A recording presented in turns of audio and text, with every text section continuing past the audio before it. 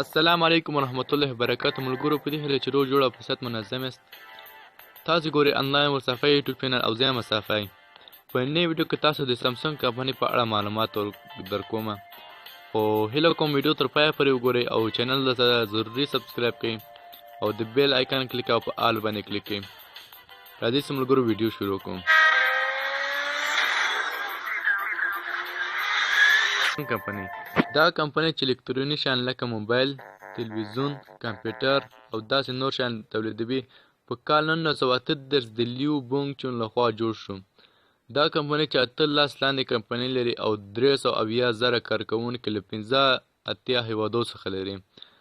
دا کمپنۍ بغیر له الکتروني شیانو سربیره په کشتۍ جوړولو کې، ساختماني کارونو کې او مالي کارونو کې او حتی درمل هم جوړوي.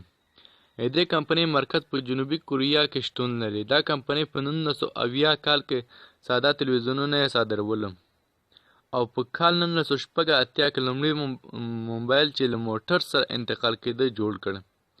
د سامسنګ معنا په کوریایي ژبه کې عبارت له 3 ستورو څخه دی او دا کمپنۍ 100,000 شیانو صادرولو لپاره حق لري.